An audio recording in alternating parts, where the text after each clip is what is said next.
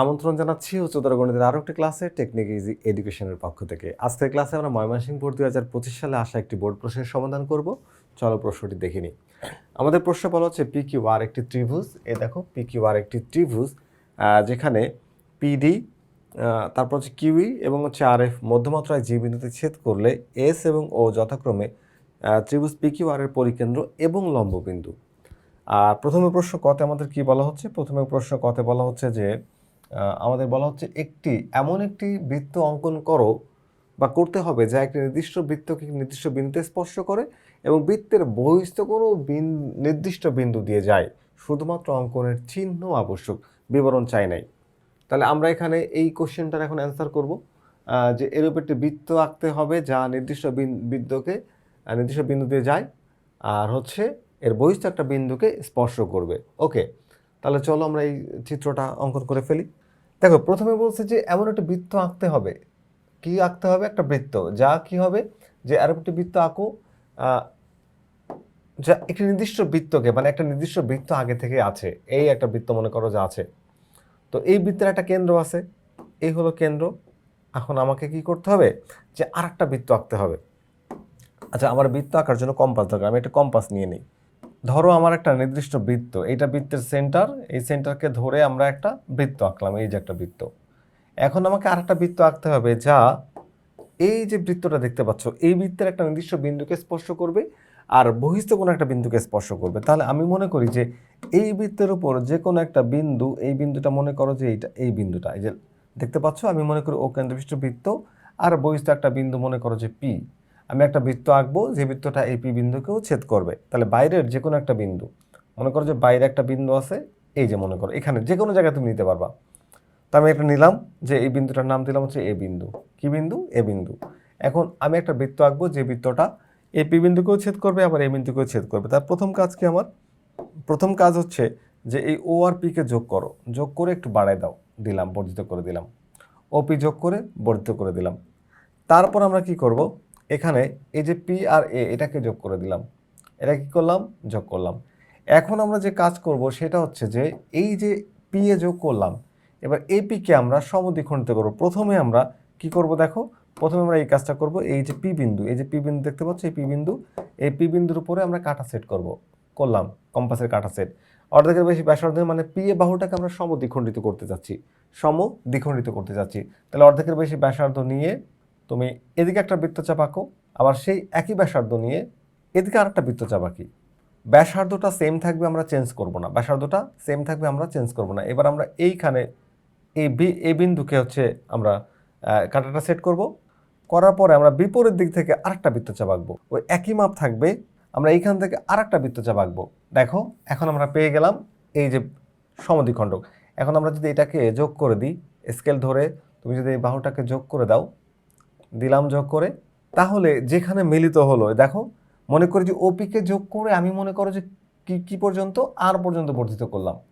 এবার এই A B এর পি এর সমদ্বিখণ্ডক রশ্মি মনে করো এম এন আঁকি, এম এন আঁকি, এম এন আঁকি। এবার যে এম এনটা আমি অঙ্কন করলাম, দেখো এই যে এম এনটাকে যে অঙ্কন করলাম, এম এন, এই যে এবার এম এনকে অঙ্কন করছি। এম এন রেখা ও আর রেখাকে বা পি আর রেখাকে মনে করো যে কিউ বিন্দু ছেদ করে, এই যে কিউ বিন্দুতে ছেদ করে। এখানে আমি দিলাম হচ্ছে কিউ বিন্দু, এই যে কিউ বিন্দু। এখন এই কিউ এ অথবা কিউ পি, এই যে কিউ এ হচ্ছে এই যে যোগ করে দিলাম, কিউ এ অথবা কিউ পি এর সমান ব্যাসার্ধ নিয়ে কিউকে কেন্দ্র করে, দেখো কিউকে কেন্দ্র করে, কিউটাকে আমি একটু কালার চেঞ্জ করে দিই। মনে করো যে কিউকে কেন্দ্র করে কিউ এ অথবা কিউ পি এর সমান ব্যাসার্ধ নিয়ে তুমি যদি একটা বৃত্ত আঁকো, তাহলে এই বৃত্তটি সেই বৃত্ত যে বৃত্তটি আগের বৃত্তটি অর্থাৎ ও কেন্দ্রবিশিষ্ট থেকে পি বিন্দুতে এবং বহিস্থ একটি বিন্দু এ তে ছেদ করে। আমার প্রশ্নে যে কথা বলা হয়েছিল এর উপর একটি বৃত্ত অঙ্কন করতে হবে যা একটি নির্দিষ্ট বৃত্তকে, নির্দিষ্ট বৃত্ত হচ্ছে ও কেন্দ্রবিশিষ্ট বৃত্ত, তার নির্দিষ্ট বিন্দু হচ্ছে পি। এই দেখতে পাচ্ছ পি, এই পিটাকে আমি একটু দেখিয়ে দিই যে পি আর এই যে ও পি যোগ করে আর পর্যন্ত বাড়াইলাম। তারপরে পি আর একে যোগ করে দিলাম, এ বি এর সমদ্বিখণ্ডক রশ্মি আঁকলাম এম এন, যেটা হচ্ছে পি আর কে কিউ বিন্দু ছেদ করে। কিউ পি অথবা কিউ এর সমান ব্যাসার্ধ নিয়ে একটি বৃত্ত আঁকো, এই বৃত্তটি আমাদের উদ্দিষ্ট বৃত্ত। এর পরের প্রশ্নটি আমরা দেখব। আমাদের উদ্দীপকে যে তথ্য ছিল যে ত্রিভুজ পি কিউ আর এর পিডি কিউই এবং আর এফ মধ্যমাত্রায় জি বিন্দু ছেদ করলে এস ও যথাক্রমে পি কিউ আর এর পরিকেন্দ্র ও লম্ববিন্দু। তাহলে পরিকেন্দ্র আর লম্ববিন্দু পেলাম। আমাদেরকে প্রমাণ করতে হবে যে কি প্রমাণ করতে হবে, উদ্দীপকালকে প্রমাণ করতে হবে যে P Q square plus P R square is equal to 2 into QD আর হচ্ছে পিডি। কিউডি আর পিডি, কিউডি এবং পিডি চিত্রটা আঁকলে আমরা বলতে পারবো এটা হচ্ছে, তোমরা বুঝতে পারছো যে এটা অ্যাপোলোনিয়াসের উপপাদ্য। চলো আমরা এটাকে চিত্র এঁকে এটা প্রমাণ করার চেষ্টা করি। তো ক্ষয়ের জন্য আমাদের যে প্রয়োজনীয় চিত্রটি আমরা এঁকে ফেলেছি, এই খ নাম্বার কোশ্চেনটি আমরা সমাধান করছি। যে উদ্দীপক হতে প্রমাণ করে যে উদ্দীপক হতে পি কিউ আর ত্রিভুজ, এখানে ডি হচ্ছে কিউ আর এর মধ্যবিন্দু, পিডি হচ্ছে মধ্যমা বলা ছিল। আর এখানে পি বিন্দু থেকে আমরা কিউ আর এর উপর কি করছি বলতো, পি বিন্দু থেকে কিউ আর এর উপরে পিটি লম্ব এঁকেছি, অর্থাৎ draw a perpendicular from the point P on line Q R. তাহলে আমরা এখানে একটা লম্ব এঁকে দিলাম। এবার আসো একটু আমরা অর্থগোনাল প্রজেকশন বা লম্ব বিক্ষেপ কি একটু বুঝে নিই। লম্ব বিক্ষেপ বুঝলে আমাদের এটা একটু বোঝাতে অসুবিধা হবে। দেখো, লম্ব বিক্ষেপ যখন আমি বলছি তখন কোন বাহুর উপর কে লম্ব বিক্ষেপ একটু বুঝে নিতে হবে। তো মনে করো যে আমি একটা সরলরেখা বা স্ট্রেট লাইন নিলাম, যেটার নাম হচ্ছে এক্স ওয়াই। তো এক্স একটা স্ট্রেট লাইন, এখানে লাইনের উপরে যদি আমি যে কোনো একটা লাইন নিই বা যে কোনো একটা সাইড নিই, মনে করো যে এটা একটা এবি, একটা ছোট লাইন। হ্যাঁ, এই এবি লাইনের যদি বলা হয় যে অর্থগোনাল প্রজেকশন বা লম্ব বিক্ষেপ কি, তাহলে এই এ এবং বি পয়েন্ট থেকে এই এক্স ওয়াই লাইনের উপর আমাদের দুইটা পারপেন্ডিকুলার টানতে হবে। তো মনে করো যে এখানে এ পয়েন্ট থেকে যদি আমি একটা লম্ব টেনে দিই, টানলাম, সেটাকে ধরলাম যে এ প্রাইম। আবার বি পয়েন্ট থেকে যদি আমি একটা লম্ব টেনে দিই, সেটাকে ধরলাম বি প্রাইম। তাহলে যে অংশটা আমি পেলাম এ প্রাইম বি প্রাইম, এটাই হচ্ছে লম্ব বিক্ষেপ এ বি রেখার এক্স ওয়াই রেখার উপরে। তো এক্স ওয়াই রেখার উপরে আমরা একটা লম্ব বিক্ষেপ আঁকলাম। আশা করি তোমরা এটা বুঝতে পেরেছো। আমি আরেকটা এক্সাম্পল দিই। ধরো এখানে একটা লাইন আছে, সেটার নাম হচ্ছে এবি। তো এবি লাইনের উপরে এইখানে আরেকটা লাইন আছে, মনে করো সিডি। তো আমাকে যদি বলা হয় যে সিডি রেখার উপরে এবি রেখার লম্ব বিক্ষেপ কতটুকু, তাহলে আমাকে কি করতে হবে, সি বিন্দু থেকে এবং ডি বিন্দু থেকে দুইটা লম্ব টানতে হবে। প্রথমে আমি ডি বিন্দু থেকে একটা লম্ব টানি, এবি এর উপরে টানলাম একটা লম্ব, সেটার নাম দিয়ে মনে করো যে এম। আর সি বিন্দু থেকে লম্ব টানতে হবে না, কারণ সি বিন্দুটা অলরেডি এবি এর উপর মিশে আছে। তাহলে এই যে সি এম যে লেন্থের যে আমি লাইনটা পেলাম, এটাই হচ্ছে এবি এর উপরে সিডি এর লম্ব বিক্ষেপ। আশা করি তোমরা লম্ব বিক্ষেপের কনসেপ্টটা তোমাদের ক্লিয়ার হয়েছে। এখন আসো এই যে চিত্রের মধ্যে আমরা একটু বোঝার চেষ্টা করি। দেখো এখানে এই যে এপিডি বাহুটা তুমি দেখতে পাচ্ছ, পিডি, এই পিডি এর লম্ব বিক্ষেপ যদি আমি বলি, তাহলে পি বিন্দু থেকে একটা লম্ব টানতে হবে, যেটা হচ্ছে পিটি। আর তোমার ডি বিন্দু থেকে লম্ব টানার দরকার নেই, কারণ ডি বিন্দু অলরেডি মিশে আছে। তার মানে এই যে ডিটি যে অংশটা পাচ্ছি, ডিটি অথবা টিডি, এই যে অংশটা, এটাই হচ্ছে পিডি এর লম্ব বিক্ষেপ কিউআর রেখার উপরে। আশা করি লম্ব বিক্ষেপের কনসেপ্টটা তোমাদের ক্লিয়ার হয়েছে। এখন আমরা পিথাগোরাসের সূত্রে যাব। তাহলে এখন আমরা কি করব বলো তো, এখন এই ত্রিভুজের মধ্যে আমি তোমাদের প্রমাণটা দেখাই দিই। প্রমাণ, আমরা সরাসরি প্রমাণে চলে যাচ্ছি। বিশেষ নির্বাচনটা তোমরা কিন্তু প্রশ্ন দেখে লিখতে পারবা যে ত্রিভুজ পি কিউ আর এর পিডি হচ্ছে মধ্যমা, আর পি অঙ্কনে কি করছে, আমরা পি বিন্দু থেকে কিউ আর এর উপর পিটি লম্ব আঁকি, তাহলে পিডি রেখার লম্ব বিক্ষেপ হচ্ছে ডিটি। এটুকু তো লিখে নিবা তোমরা। এটা আমাদের ইজি হায়ার ম্যাথ বইয়ের মধ্যে লেখা আছে, সহজ সরল করে তোমরা ওটা দেখলেই বুঝতে পারবা। আমি তোমাদের মূল যে ম্যাথমেটিক্যাল যে টার্মটুকু, সেটুকু যদি বুঝাই দিতে পারি, তোমরা এটা অনায়াসে নিজেদের মতো করে সলভ করতে পারবা। এখন চলো আমরা প্রথমে এই ত্রিভুজটাকে টার্গেট করব। এই ত্রিভুজটা বলতে আমি এই যে ত্রিভুজটাকে ব্ল্যাক মার্ক করে দিলাম। দেখো এই যে P Q D, triangle P Q D এর এখানে যে অ্যাঙ্গেলটা আমি পাচ্ছি, এটা হচ্ছে অবটিউস অ্যাঙ্গেল, অর্থাৎ স্থূল কোণ। এটা হচ্ছে কি, স্থূল কোণ, অর্থাৎ যে কোণের ভ্যালুটা হচ্ছে 90-র চেয়ে বেশি, 90 ডিগ্রির চেয়ে বেশি, তাহলে এই কোণটাকে আমরা বলছি স্থূল কোণ। তাহলে আমরা বলবো যে ত্রিভুজ পি কিউ ডি এর কোন কোণটা বলো তো, angle P D Q. P D Q হচ্ছে স্থূল কোণ। তো স্থূল কোণ যদি হয়, এখানে কিন্তু পিথাগোরাস একটা সূত্র দিয়েছেন, সেই সূত্রটাকে আমি লিখতে লিখতে তোমাদের ব্যাখ্যা করব। তাহলে পিথাগোরাসের সূত্র অনুসারে তো পিথাগোরাস সাহেব কি বলছেন বলতো, যে স্থূল কোণের বিপরীত বাহুর উপর অঙ্কিত লম্ব, স্থূল কোণের বিপরীত বাহুর উপর অঙ্কিত বর্গ, তাহলে স্থূল কোণ হচ্ছে এইটা, তার বিপরীত বাহু হচ্ছে পি কিউ। বিপরীত বাহু কি বলতো, পি কিউ। তাহলে আমি লিখবো পি কিউ স্কোয়ার। কি লিখবো, পি কিউ স্কোয়ার। তাহলে এই লিখলাম হচ্ছে পি কিউ স্কোয়ার সমান সমান কি হবে, কোণ সন্নিহিত অপর দুই বাহু, অর্থাৎ এই যে কোণটা, তার একটা বাহু পি কিউ, একটা হচ্ছে কিউ পিডি, একটা হচ্ছে কিউডি, এই দুইটা বাহুর বর্গ করতে হবে প্রথমে।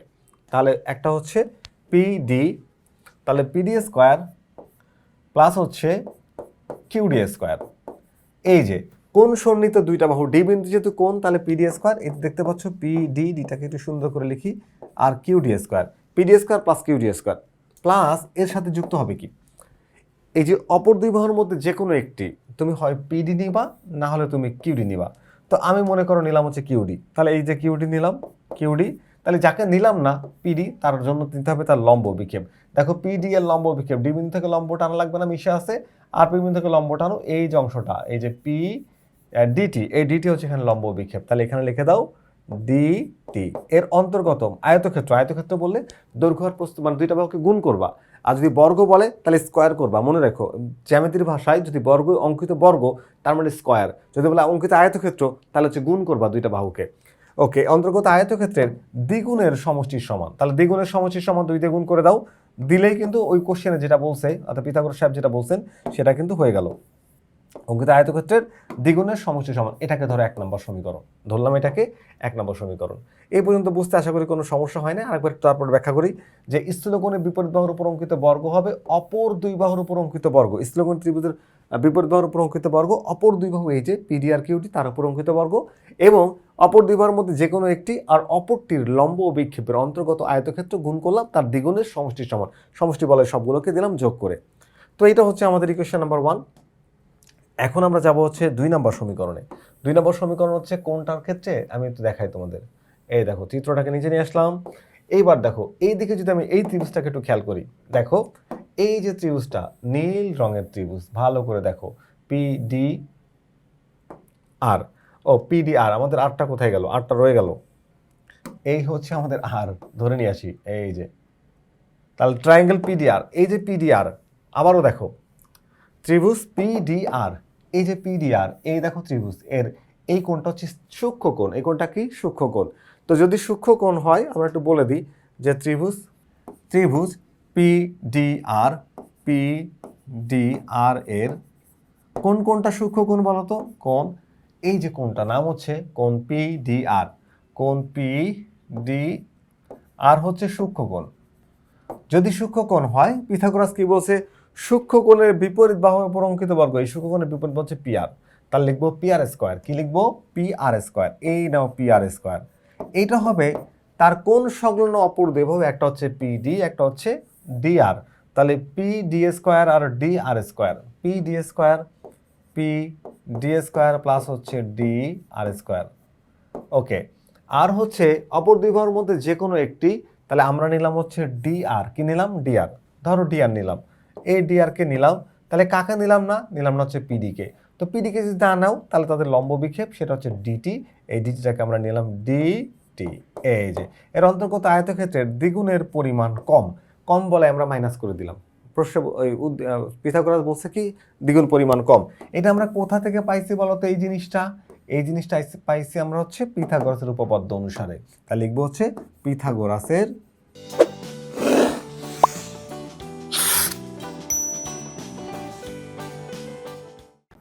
উপপাদ্য অনুসারে অথবা পিথাগোরাসের সূত্র অনুসারে, যেটাই লেখো সমস্যা নাই, পিথাগোরাসের উপপাদ্য অনুসারে আমরা এটা লিখতে পারি। এখন আমাদের দুইটা সমীকরণ তৈরি হলো, দুইটা সমীকরণ আমরা একটু যোগ করতে চাই, এই হচ্ছে আমাদের 2 নম্বর সমীকরণ। কয় নম্বর সমীকরণ বলো তো, এই হচ্ছে 2 নম্বর সমীকরণ। এখন আমরা সমীকরণ 1 আর 2কে যোগ করে দিব, এই হলো ইকুয়েশন 1 প্লাস ইকুয়েশন 2, 1 আর 2 যোগ করব, সমীকরণ যোগ বিয়োগ গুণ ভাগের নিয়ম হচ্ছে বাম পাশের সাথে বাম পাশ যোগ হবে বা ডান পাশের সাথে ডান পাশ যোগ হবে। তাহলে বাম পাশের সাথে যদি বাম পাশ যোগ হয়, তাহলে এই যে বাম পাশটা নিয়ে নিলাম এই 1 নম্বর সমীকরণের। এবার এই 2 নম্বর সমীকরণের যে লেফট সাইড, এই যে লেফট সাইডটাকে নিয়ে আসি, এদের মধ্যে যোগ চিহ্ন দিয়ে দেব।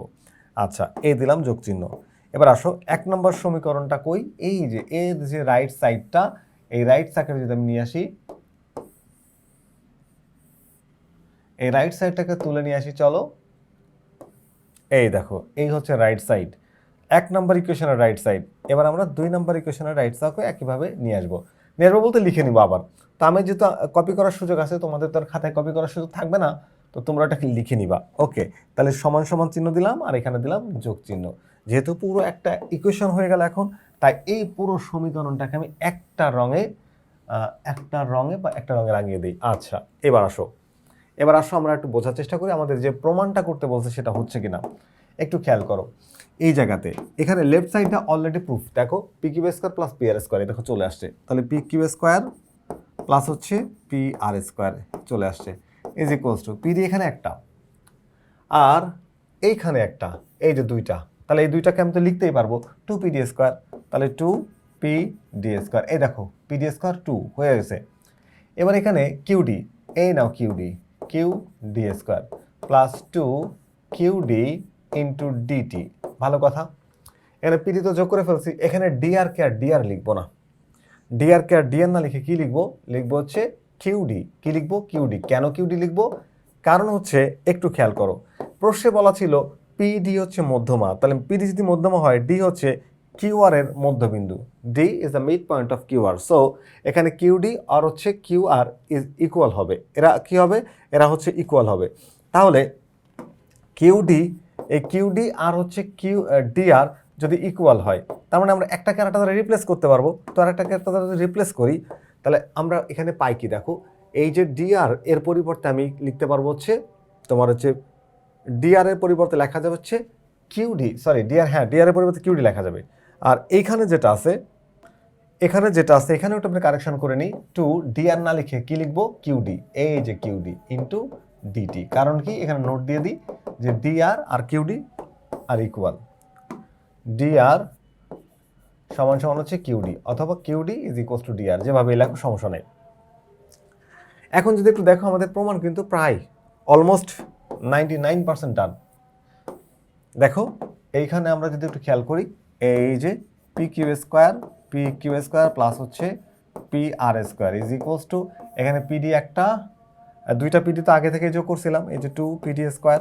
এবার দেখো কিউডি এখানে একটা আর এখানে একটা, কয়টা হয় যোগ করলে, দুইটা, তাহলে লিখবো হচ্ছে টু কিউ ডি স্কোয়ার।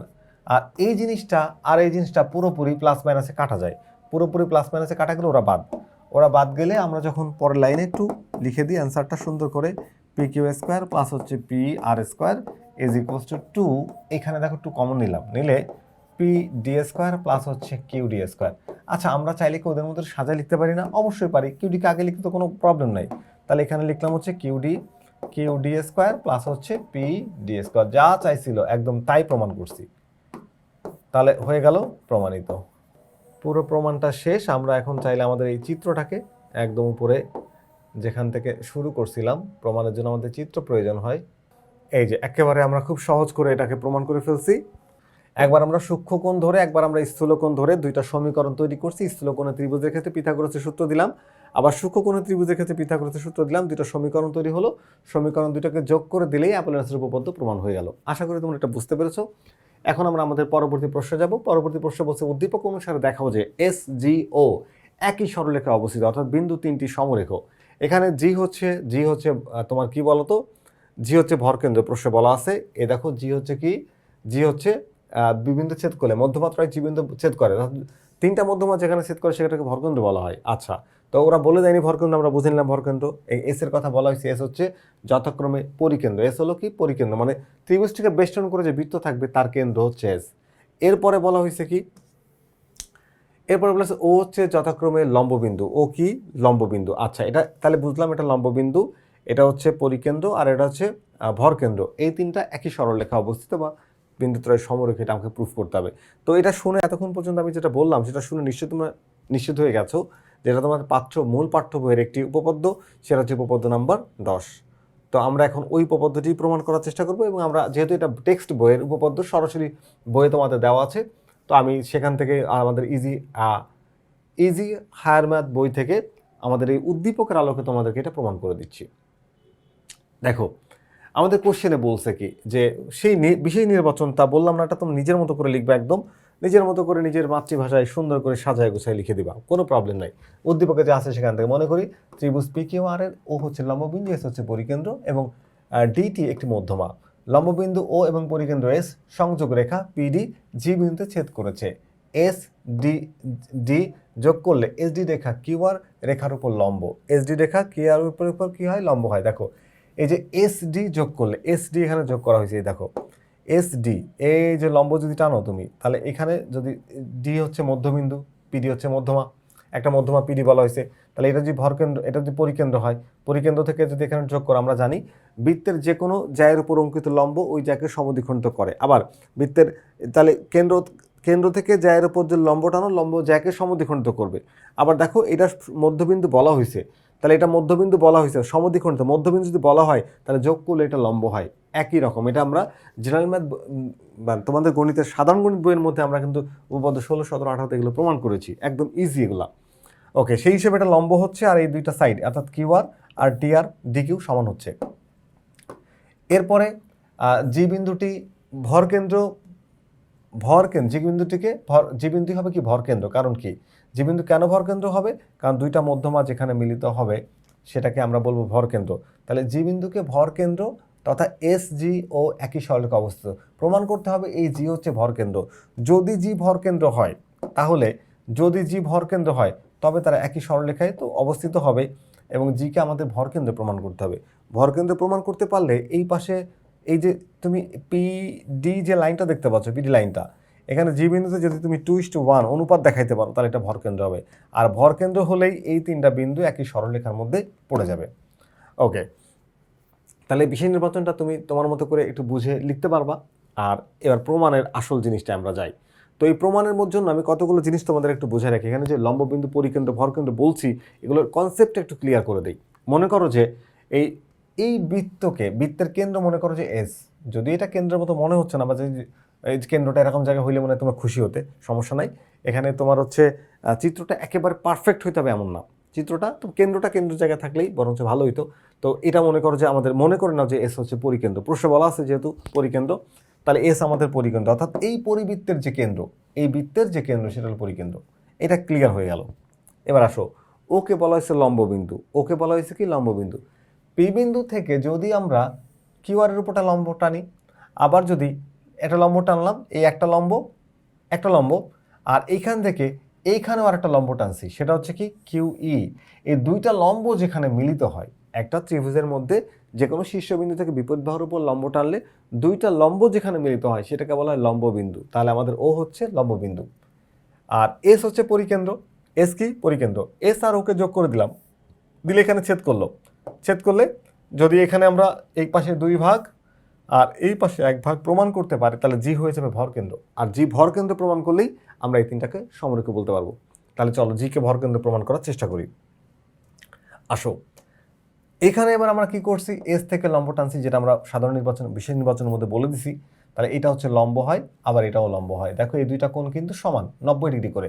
তো একটা সরল রেখায়, মনে করো যে একটা সরল রেখা এরকম, তার আর একটা ছেদক ছেদ করলো, তাহলে এই কোণটা আর এই কোণটা কি কোণ হয়? অনুরূপ কোণ।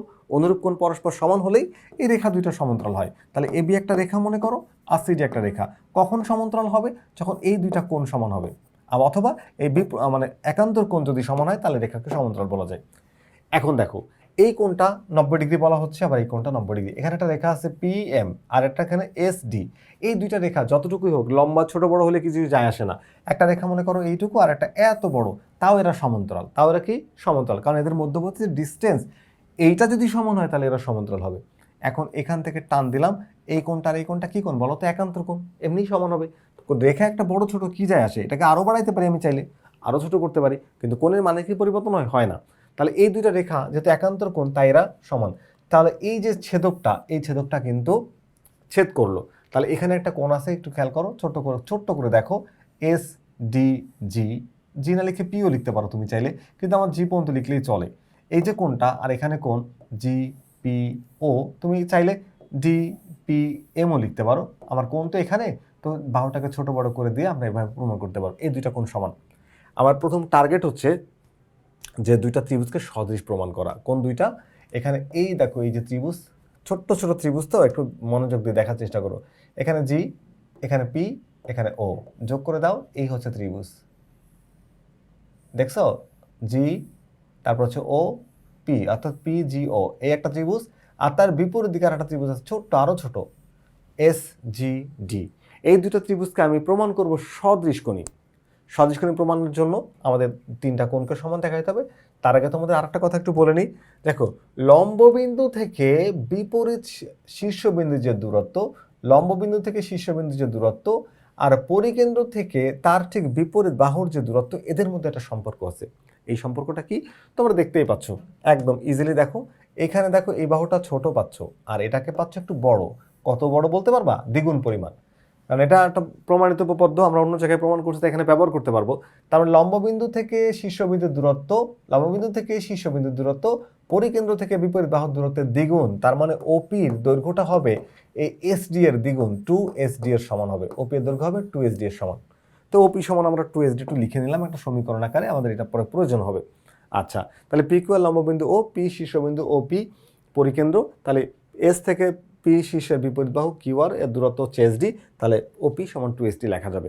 আচ্ছা, এবার এখানে আমরা যে দুইটা রেখে সমান্তরাল বলেছিলাম, একটা হচ্ছে এইটা আর এটা, এটাকে আমি আর একটু সুন্দর করে লিখে দিলাম যে পিএম আর এসডি সমান্তরাল।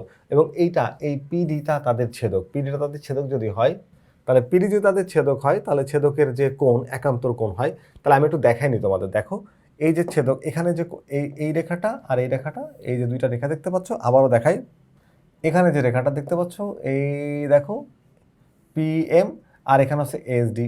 এরা হচ্ছে সমান্তরাল রেখা, কারণ দুইটা কোণ সমান হয়। সমান বলতে দুইটা কোণ অনুরূপ কোণ সমান হয়, এরা সমান্তরাল। আর পিডি তাদের হচ্ছে ছেদক। তাহলে এখানে যে কোণটা তৈরি হলো এসপিজি, আর এখানে যে জিপিও, এই কোণটা আর এই কোণটা সমান।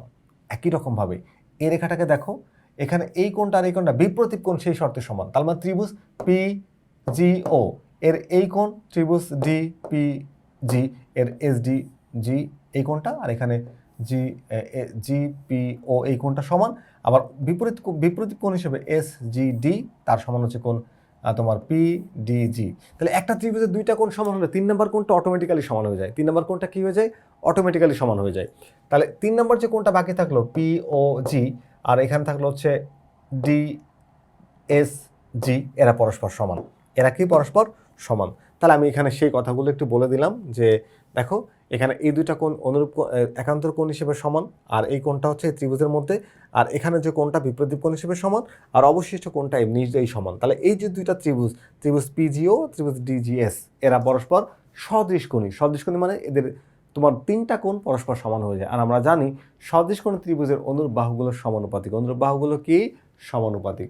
যদি অনুরূপ বাহুগুলো সমানুপাতিক হয়, দেখো অনুরূপ বাহুগুলো সমানুপাতিক হলে আমরা এখানে ডিজি, এখানে পিজি তার অনুরূপ হচ্ছে ডিজি, আর ওপি তার অনুরূপ হচ্ছে এসজি, ওপি তার অনুরূপ হচ্ছে এসজি। এখন আমরা একটু আগে 1 নম্বর সমীকরণের মধ্যে একটু রেখেছিলাম কি বলতো, ওপি সমান 2SD, কারণ ওপি হচ্ছে লম্ববিন্দু থেকে বাহু শীর্ষবিন্দুর দূরত্ব, আর এই এসডি হচ্ছে, এস হচ্ছে তোমার পরিকেন্দ্র থেকে বিপরীত বাহুর দূরত্ব, তার দ্বিগুণের সমান। আমরা এটা তুলে এটা লিখতে পারবো। আমরা কি করতে পারবো? এই যে এটার পরিবর্তে আমরা এটা লিখতে পারবো। এখন দেখো এসডি আর এসডি কেটে যায়, কেটে গেলে উপরে থাকে 2, নিচে থাকে 1। এই দেখো এই যে পিজি বাই হচ্ছে, তাহলে আবার দেখো এই যে পিজি বাই হচ্ছে ডিজি, পিজি বাই ডিজি, আর এখানে 2:1। তো এই যে যেহেতু ভাগ, আমরা চাইলে অনুপাত আকারে লিখতে পারি যে পিজি ইস টু ডিজি। তাহলে জি পয়েন্টে এখানে দুইটা ভাগ হয়ে গেল, সেটা হচ্ছে পিজি আর ডিজি 2:1। তো জি বিন্দুতে যদি মধ্যমা পিডি ভাগ হয়ে যায় 2:1 অনুপাতে, তাহলে জি হয়ে যায় ভরকেন্দ্র। জি হয়ে যায় কি? ভরকেন্দ্র। অর্থাৎ জি পিডিকে 2:1 অনুপাতে বিভক্ত বা অন্তর্বিভক্ত করে, তাহলে জি ত্রিভুজ পি কিউ আর এর ভরকেন্দ্র। আর যদি ভরকেন্দ্র হয়, তাহলে এস জি ও একই সরলরেখায় অবস্থিত, এটা প্রমাণ হয়। এস জি ও একই সরলরেখায় অবস্থিত, এটা প্রমাণ হয়। তো আশা করি এই প্রমাণটা তোমরা বুঝতে পেরেছো। আমরা আজকে সমাধান করলাম ময়মনসিংহ বোর্ড 2025 সালে আসা একটি প্রশ্ন, এবং এটা খুবই কমন একটি প্রশ্ন। তো ফিরে আসবো আবারও নতুন কোনো গাণিতিক সমস্যা নিয়ে। ততক্ষণ পর্যন্ত ভালো থেকো। আল্লাহ হাফেজ।